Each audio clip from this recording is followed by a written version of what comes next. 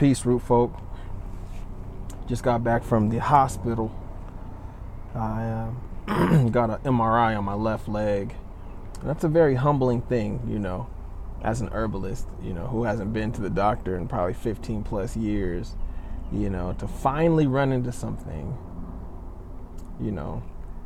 that has me just like, I don't know. I've had a certain pain in my knee for a little while, and it might be more structural. Maybe I can't just, drink a tea and heal it.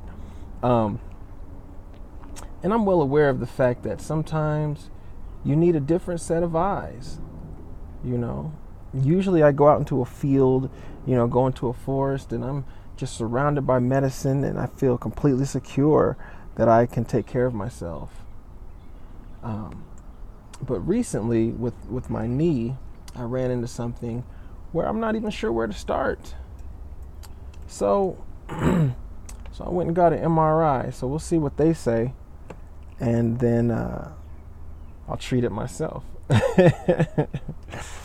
As Dr. Africa used to say, it's okay to let them diagnose, but don't let them treat you, And I tend not to let Western doctors treat me.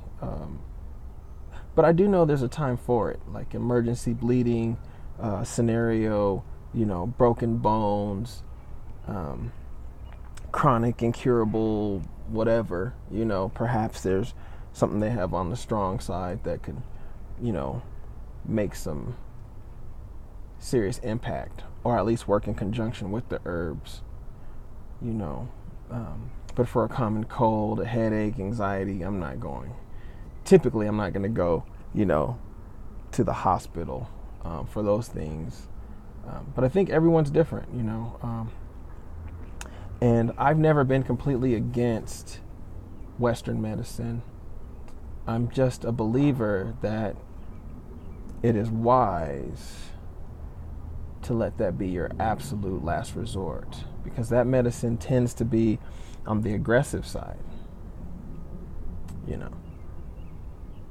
Oftentimes they want to remove things, surgically, give you terribly addictive medications, and very expensive medications at that. So I'm not a big fan. But I think that's just a good lesson in life, is to be open to whatever works at the end of the day. Do what works. But there's another level to that, right? How do you know what's working and what isn't working? And your consciousness and development around what's working and what isn't working is a journey. Because there are people that think they're fine that do need help. And the only reason they think they're fine is because they're not tapped in to the body. They've never even fed the body. The connection between the mind and the body is sleep. And so they walk around with pains and don't even know it.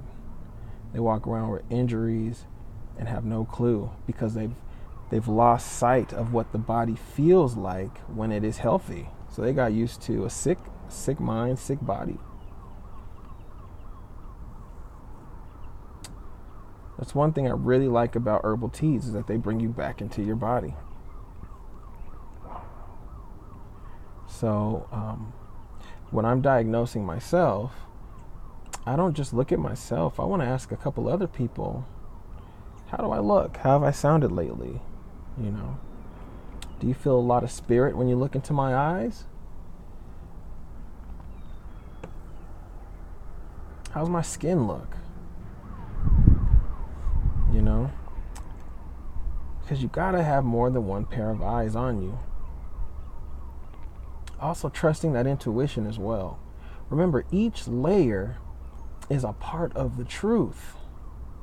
The way you look, the way you sound, the way you smell, the way you feel, the way you're thinking, the way your thoughts are coming about can tell you a lot about if you're sick or not, before any physical signs show. before that first rash, before that first cough, before that headache shows, there can often be emotional or mental clues, because things have to be in alignment. In order for that disease to fully come upon you, it wants to rest on all your layers. Of course, the disease often has to compromise by just having maybe just the physical body and then trying to seep into other parts of your body, or taking a strong foothold into the mental space and then seeping into other spaces. But ideally, for the illness, the spirit of the illness, it wants your body, soul, spirit. And so you'll get hints that it's knocking on the door. It'll start knocking on your head. Bink, bink, bink. Why do I feel so sad today? Why do I feel depressed? It's because the consciousness of the illness is trying to create a more suitable home for itself. Sometimes with my children, they'll get really whiny and cranky, and I'm like, oh, sometimes it's not just behavior. They're dehydrated. They're lacking in some crucial vitamin or mineral, or they're sleepy, or they overindulged in sugar and they're on the crash.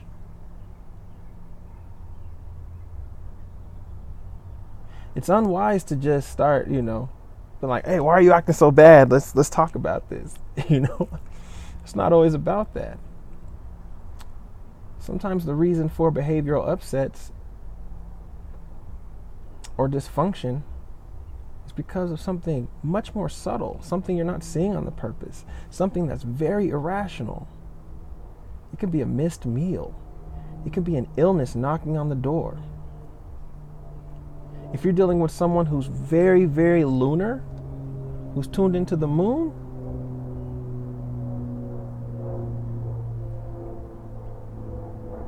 you can be dealing with someone who's just in part of their cycle. And every time the moon is full, they behave a certain way, or they're more sensitive. You'll notice these patterns.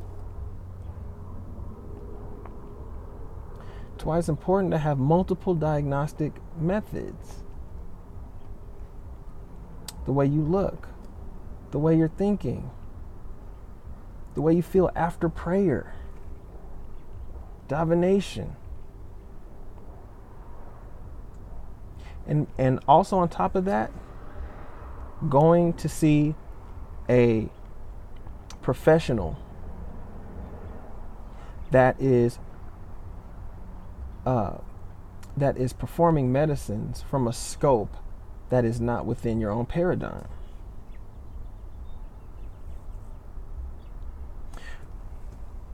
Talking about my knee, I've tried what I know. And so I can't be too proud to get the expertise of an acupuncturist or a Western medical doctor or a chiropractor or anyone who's practicing a fortune teller, anyone, to get another set of eyes on this issue. And so as humbling as it was, I'm awaiting these results, and I'm just enjoying the energy of this new moon in Gemini. I feel like I'm in my element. I got some planets and things in alignment with Gemini. My mom's a Gemini, so I know all about that space. I floated in that space for like 9 months, then grew up with that space for 20 years.